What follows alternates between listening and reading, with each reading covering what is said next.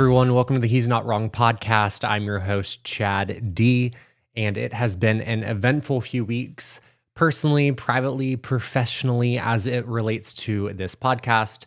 And I do not know what clicked, but something clicked on social media, specifically TikTok, and we have had the biggest period of growth yet on the He's Not Wrong podcast since launching back in March. So if you are new here, I want to welcome you.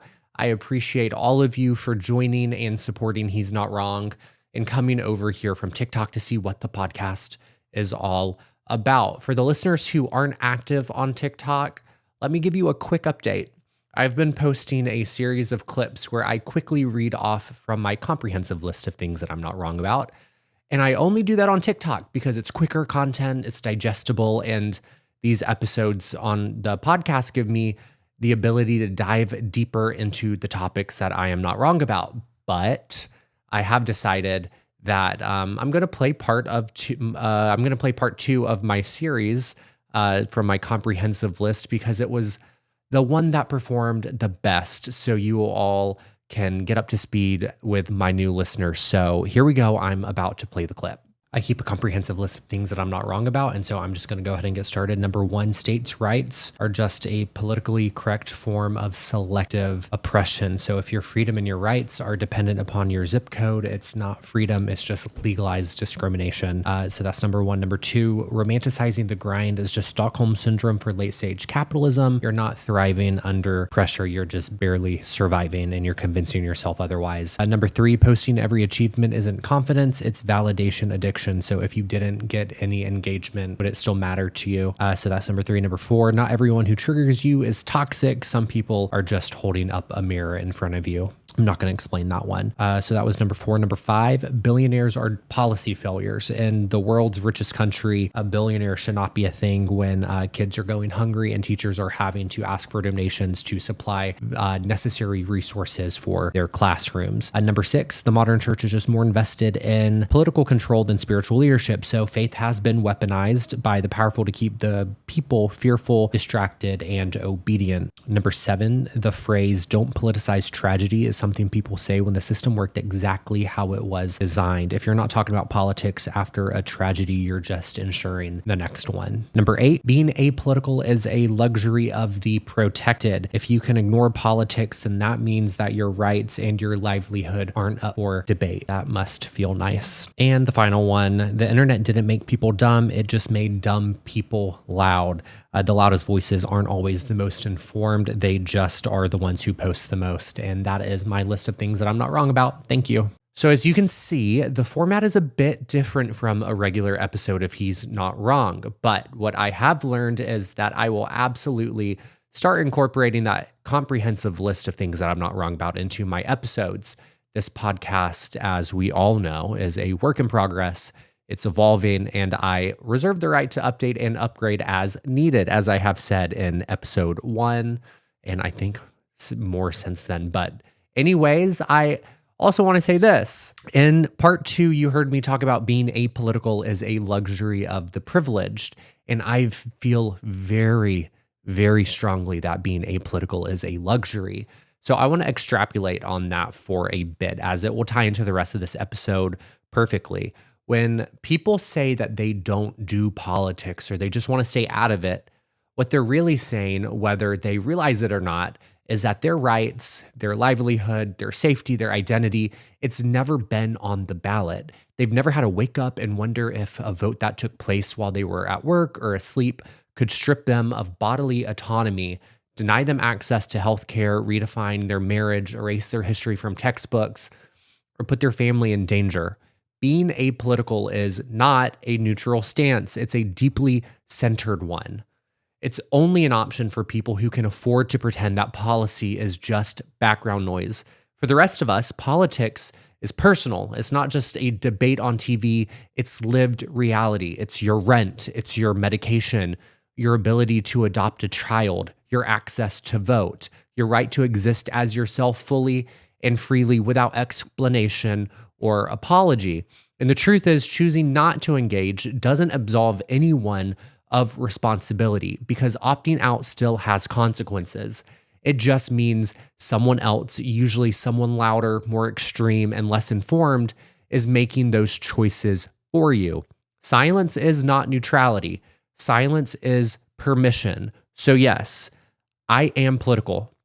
And if you're here, you probably are political too, or at least curious enough to tune in. But don't let anyone tell you that caring is extreme, that being informed is radical, that speaking up is divisive, because the people who benefit the most from your silence are counting on your apathy. That's why this podcast exists, to make sense of all the chaos and the noise, to push back and to remind all of you that we're not wrong for wanting something better. And so with that being said, I just want to take one quick little water break before getting into the rest of the episode.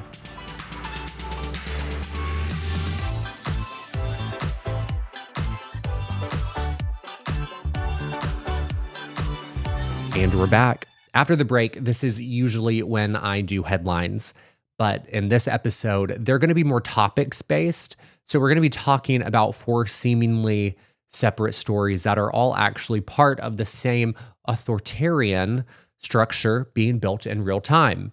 The Trump DOJ siding with the Catholic Church to block laws requiring priests to report child abuse. Texas Republicans pushing mid-decade gerrymandering to lock in minority rule. Palantir Technologies helping create a centralized surveillance machine across federal agencies, and Trump's new executive order criminalizing homelessness, mental illness, and dissent. What we are discussing with these 4 stories is a blueprint. It's the foundation for what MAGA is trying to do, or actually beginning to do in this case. But I want to start in Washington State, because in May 2025, Washington State passed Senate Bill 5375. It was a landmark law requiring clergy, including Catholic priests, to report child abuse, even if it's confessed during a sacrament. That sounds simple, right? Child abuse is a crime. Mandatory reporting is standard already for therapists, doctors, and teachers, so why not clergy? Because for decades, the Catholic Church has carved out a legal loophole called clergy penitent privilege. It allows priests to stay silent even if a child admits to being abused or if a predator confesses to being an abuser. So I want to be brutally honest right now. The church has never been focused on protecting children. It's focused on protecting itself. And when Senate Bill 5375 threatened to break that protection, the Trump DOJ stepped in to help. This was led by Attorney General Pam Bondi. The Department of Justice intervened with Etienne v. Ferguson, backing Catholic bishops and calling the law anti-Catholic. They claimed it targeted priests and violated the First Amendment. So I want that to sink in for a quick second.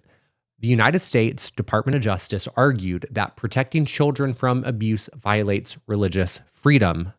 And worse, Trump appointed judges agreed. A federal judge blocked the law, citing likely constitutional violation. This is not about faith. It's about institutional power.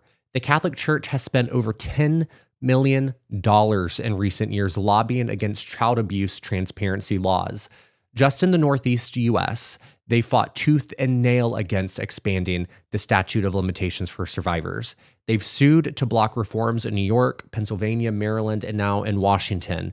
They've created a system where a priest can hear a confession of abuse, absolve the sinner, and be sent back into the world. No consequences, no accountability, no justice. Meanwhile, survivors carry that trauma and guilt for decades, often in silence, often without the ability to take legal action. What the DOJ just did wasn't about the Constitution. It was about putting the full force of the federal government behind a structure of abuse, secrecy, and institutional self-preservation. Does that sound familiar? And the part that just absolutely pisses me off is the fact that we paid for it with our tax dollars. So now I want to switch gears from Washington to focus on Texas, because what's happening right now in Texas isn't just about political maneuvering. It's about dismantling democracy in real time. We are watching the removal of voting rights and protections happen in real time, as I said, because last month, July 2025, Donald Trump reportedly told Governor Greg Abbott that Republicans were in danger of losing control of the House of Representatives in the upcoming 2026 midterms. His suggestion was to redraw the map, literally. Abbott didn't waste any time redrawing that map. He called a special legislative session under the guise of flood relief to push through a redistricting plan. The official language, a constitutional correction of 4 districts previously flagged by the DOJ for racial gerrymandering. But again, I want to be clear as humanly possible here. This is not about so-called compliance. It's about engineering outcomes. Republicans in Texas already control 25 out of the state's 38 congressional seats. But with new lines, they're aiming to boost that to about 30 or more. That's not winning. That quite literally is stealing. It's theft. So you might be asking the question, how are they going to do it? They're going to do it through what's known as packing and cracking.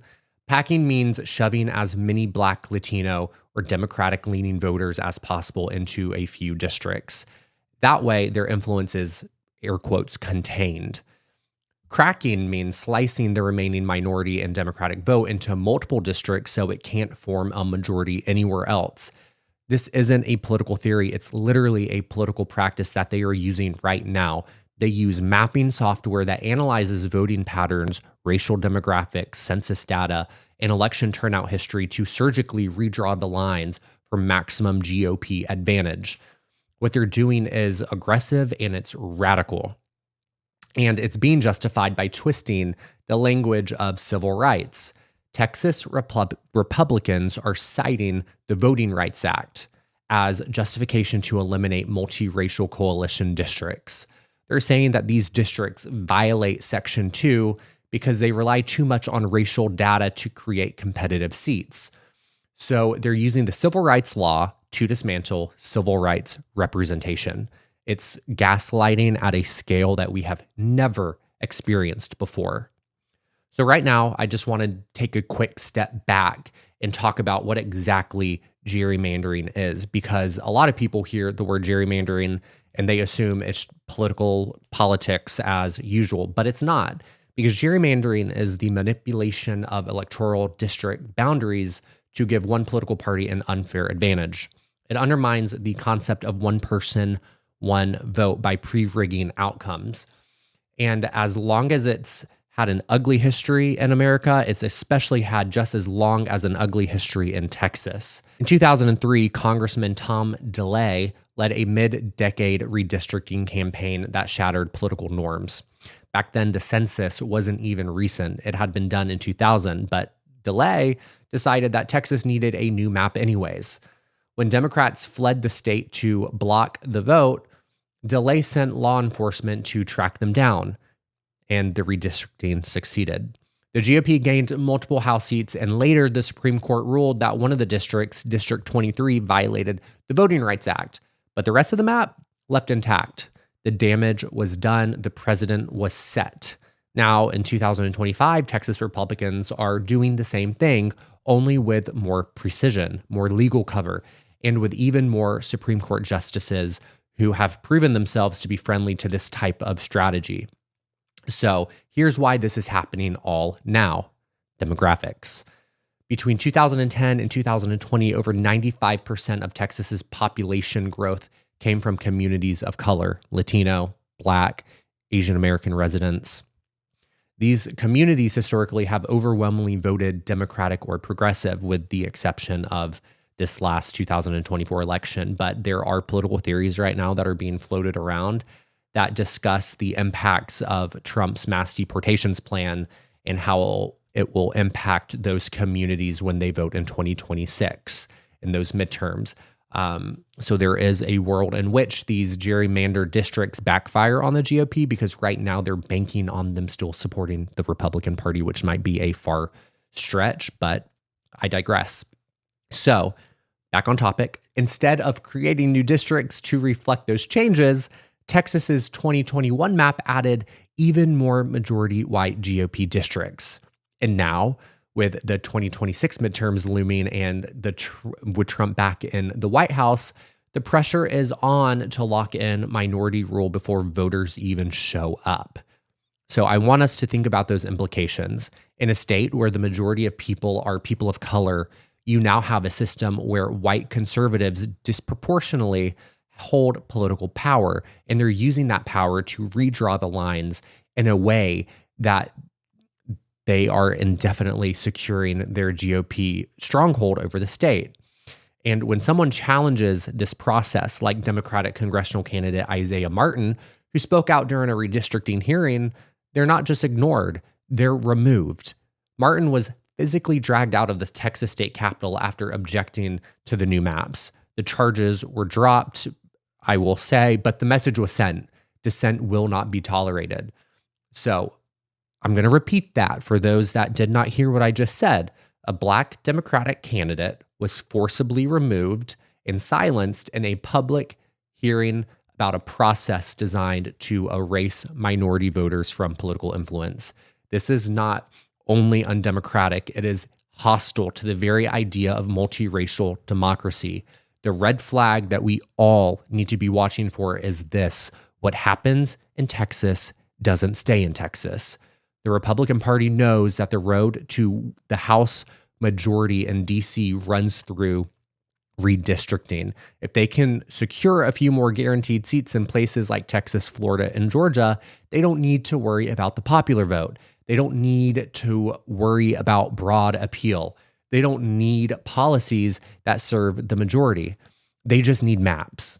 And when they draw the maps, they draw the future. And this is why we're seeing similar strategies play out in other states, like in Georgia, where Republicans are eliminating majority Black districts by redefining compactness.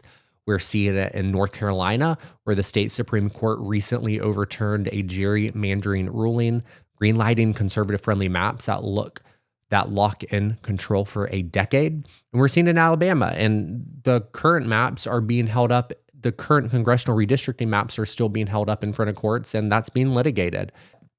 Right now, the courts are currently stacked with Trump appointees, and that's giving them cover.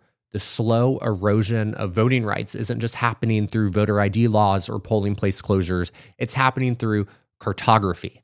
So let's be direct and call it what it is. Gerrymandering is voter suppression.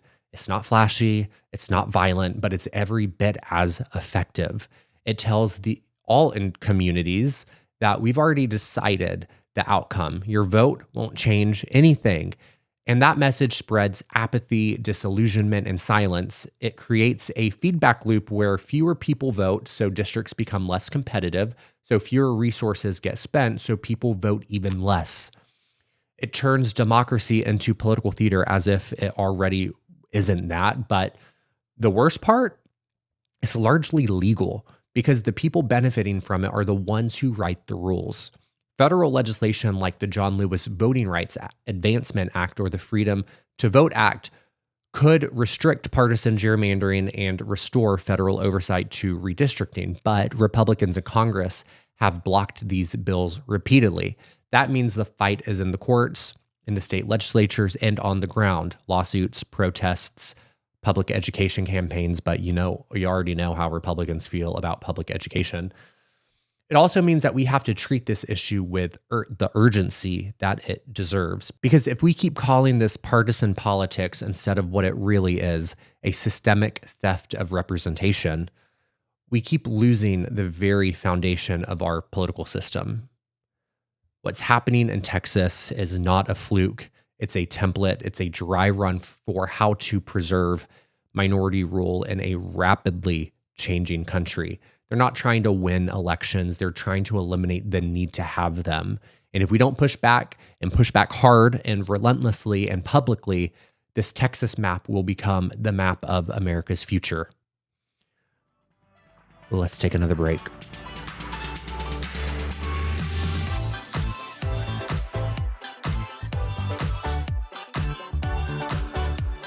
And we are back. Right now, I want to talk about something that should be dominating headlines, but it isn't. It's the role that Palantir technology plays in quietly building a centralized surveillance infrastructure inside the US federal government. I talked about this a little bit in a previous episode, but it is absolutely worth diving into again. Back in March of this year, 2025, Donald Trump signed an executive order requiring expanded interagency data sharing. The stated reason was operational efficiency and fraud prevention, but I want to translate that. This was the legal gateway to merge personal, financial, medical, and immigration data of millions of Americans under one umbrella, then put it in the hands of a private tech company. That company is Palantir. It was founded in 2003 by Peter Thiel. Palantir has long straddled the line between Silicon Valley libertarianism and right-wing political influence. They specialize in big data, building platforms that collect, integrate, and analyze enormous data sets. But what makes Palantir different from Google or Amazon Web Services is where that data goes and how it is used. Palantir has deep roots in national security, immigration enforcement, law enforcement, and predictive policing. Their technology powers ICE operations. Their software helps track immigrants, identify threats, and feed that intelligence to field agents. It's already used by DHS, the IRS, the Department of Defense, Social Security, Health and Human Services, and now thanks to Trump's order, they're the center of a new initiative reportedly called Praxis or Immigration OS. What they are building now is the basis and the standard for a real-time interoperable surveillance system that integrates health records from Health and Human Services, immigration status from U.S. Citizenship and Immigration Services, welfare and benefit data from Social Security Administration, tax information from the IRS, arrest records and court activity, social networks, online activity, and potentially geolocation data from our phones. So you might be thinking, well, I'm not undocumented or on public assistance or breaking any laws, but that's not the point. The point is that this system is designed to evaluate and categorize people at scale. It assigns risk profiles. It predicts future behavior.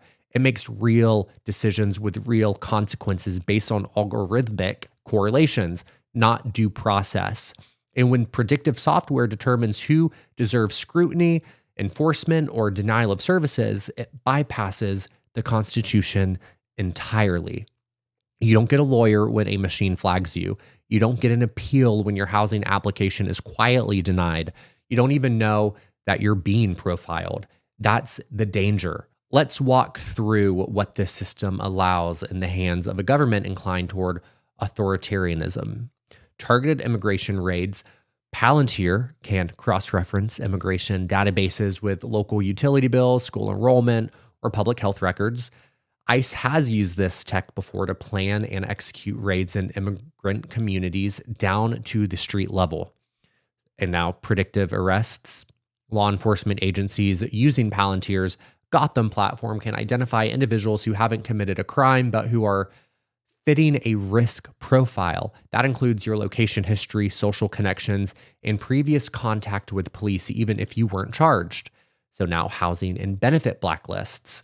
With cross-agency integration, Palantir software could quietly recommend denial of food assistance, housing vouchers, or medical care to individuals who are flagged as risky or non-compliant, without anyone ever knowing why. And then we have political retaliation. So imagine you attend a protest. Your phone's location is picked up near the protest site. Praxis cross-references that with IRS filings, and then suddenly you're flagged for an audit. Or worse, your benefits get reviewed. You get added to a no-fly list. You're visited by law enforcement. So this is not a conspiracy theory. It's a known capability of integrated surveillance platforms. And then we have the normalization of monitoring.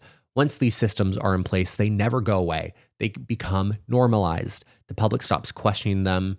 The legal safeguards fade away. And by the time someone abuses the system, it's too late. And it's just not activists raising alarms about Palantir. Former Palantir engineers have come forward with serious concerns. They say the company's software is being used far beyond its original design without any accountability. Some of them have quit in protests. Others have testified anonymously that praxis could be used to profile entire categories of Americans as unfit for services.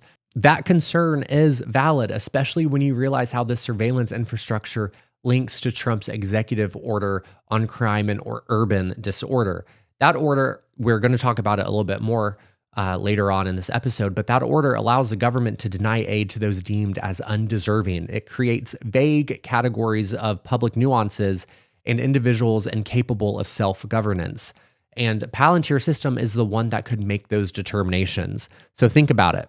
A private company run by a political ideologue is building the digital tools to decide whether a person is at risk, a drain, a threat, or a priority.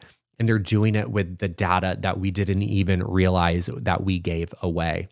They've already received over $113 million in new federal contracts in this year alone. And that's on top of already $795 million contract from the Pentagon. And those figures don't include classified or unpublished awards. So this begs the question, why is this happening with such little public debate? Because Palantir is not a household name, because this is happening in technical contracts buried in procurement databases under executive privilege, because it sounds too boring to matter and too complex to follow. But here's the truth about it all. This is how authoritarianism builds itself today. It's not through tanks on the streets, but it's through metadata, through software, through quiet bureaucratic entanglement. We saw it after 9/11 when the Patriot Act vastly expanded surveillance with no oversight. We saw it with programs like PRISM and KeyScore, where the NSA spied on citizens in bulk without warrants. We're seeing it now with Palantir, except this time it's tied directly to an administration willing to criminalize dissent, erase voting rights, and redefine who gets to live freely. Like, this is actively happening right now. And if we don't challenge it right now, we won't be able to challenge it later. Because as we have seen, once a surveillance machine is built, it doesn't dismantle itself. It only grows stronger and bigger. And now I want to go into the final story that I want to discuss. And that's, I kind of alluded to it previously about Trump's executive order. But on July 24th, Donald Trump signed what may be the most dangerous executive order in modern American history, the Restoring Order in American Communities executive order. That title might sound ordinary, even bureaucratic, but the content is anything but. It reads like a manifesto of authoritarian social control, disguised in language of public safety and civic decency. We've heard this kind of rhetoric before: urban decay, lawlessness, vagrancy, but this time it's policy, and the consequences are sweeping. This order gives the federal government permission to withhold funding from any city or state that doesn't criminalize behaviors associated with poverty and homelessness, things like loitering, panhandling, or urban camping. These aren't crimes, they're signs of unmet human need, but this order reframes them as threats to civil order, giving states a financial incentive to punish people for being poor. And it doesn't stop there. It overturns court settlements that limit aggressive policing, removing longstanding legal guardrails designed to prevent racial profiling, excessive force, and unconstitutional surveillance. So in short, it essentially guts decades of civil rights progress with a single stroke of the pen. Perhaps the most horrifying part is the provision that creates a new legal avenue to institutionalize individuals deemed mentally unfit, even if they haven't committed a crime. So this is not about treatment or care, it's about containment. The state gets to decide who is fit to participate in society and who is not, without trial, without changes, and without the basic protections of due process. This is internment by another name. It's a mechanism to disappear people who don't conform, who are vulnerable, or who simply are found inconvenient to the political narrative. This order also weaponizes morality as a gatekeeping tool. It denies federal housing aid to any shelter that refuses to separate the deserving from the undeserving homeless. We are hurling backwards towards the 19th century poor laws that made receiving aid conditional on moral purity and social conformity. So if you're struggling with addiction, if you have a criminal record, if you fail to meet an arbitrary standard of worthiness, you're cut off, cast aside, left to die. The language of the order itself is a red flag: unfit for civic life, undeserving, homeless, habitual loiterers, crisis containment zones. These are ideological labels. They're tools for dehumanization designed to create emotional distance between the public and those targeted. And the vagueness behind the language is the point. These terms are meant to be elastic so that they can stretch to include whoever those in power want to marginalize. The moment you let the government define who is fit for society without a clear, legal, and humane standard, you've handed them the power to erase people under the guise of public order. And this isn't new. This is a tested formula, one that we've seen deployed throughout history in moments of moral panic and authoritarian drift. In 1930s Germany, people labeled as asocial, a category so broad it included the disabled, the unhoused, sex workers, and political dissidents, were all institutionalized, sterilized, and eventually murdered. In 1950s America, the LGBTQ people were surveilled, fired, jailed, and placed in mental institutions for moral unfitness. Their very identities considered threats to the social fabric. And then in the 1980s and 90s, the war on drugs turned poverty and addiction into felonies, systematically gutting Black communities, not in the name of public health, but in the name of law and order. And today, even as Trump signs orders to criminalize the vulnerable, his allies in the DOJ have worked to shield abusive priests from accountability, revealing that order and morality only apply to those without institutional power. So no, this is not about cleaning up cities or protecting families. It's about control. It's always been about control. It's about detaining anyone who disrupts the illusion of conservative order. This is legal eugenics, plain and simple. Policies that sort people into categories of usefulness, purity, and value, and then strip them of rights accordingly. If it is a society where support is no longer a human right, but a reward for compliance, where safety is not a shared good, but a privatized service for those deemed deserving by the state, this is intentional. It's engineered. It's a design that protects abusers and punishes survivors, that suppresses votes instead of earning them, that uses data to target the poor, the sick, the undocumented, that punishes people for having nowhere to go and no one to help them. The cruelty is not a side effect of the policy, but rather it's the entire point. It's the goal. And if we don't name it for what it is, we cannot stop it. This moment, it demands clarity. It demands we stop pretending that this is just politics as usual, because it's not. If this order stands, if it becomes precedent, then any future administration can do the same, or worse, under the same language of restoring order. Because remember, as we started this episode by saying silence is not neutrality, silence is complicity. We are going to take one final break, and then when we come back, we will end this episode with a viewer submitted what they're not wrong about.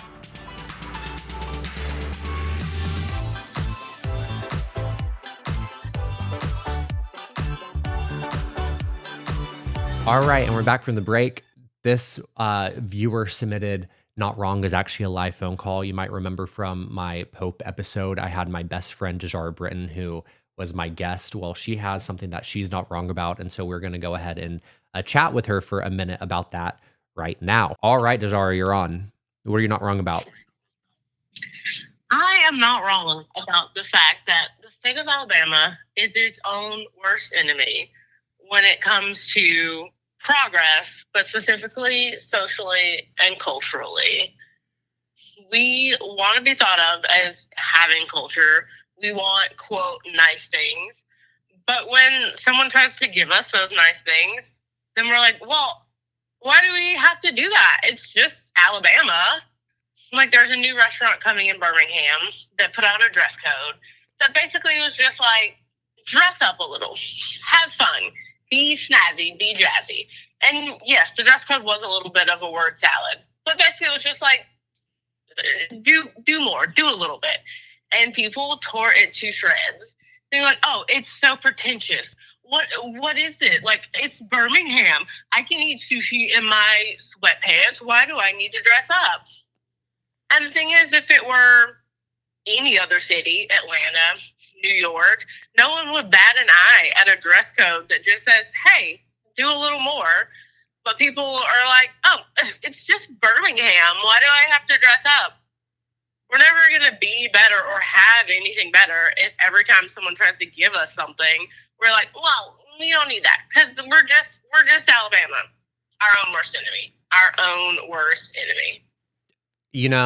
Yeah, you're not wrong about that. For real, we are our worst enemy, and we often do vote against, or not me and you, but a lot of people in this state, the majority of people do vote against their best interests when they could have better and they want better, but then they do everything to not get better. This is bringing me back to my thought with my master's program about how everything starts at the local, like, economic development level. Like, everything starts with having like a sidewalk in a city. Like, businesses want to go where people can walk. Businesses want to go where there are playgrounds and safe places for people to bring their families. It's about investing in education. And when you have all of those things, then, people will come to your city. And it's like we do everything we can to keep those things from being better, to get places that are locally owned or better businesses to come to our state. And it's like we are truly our worst enemy because people don't realize that.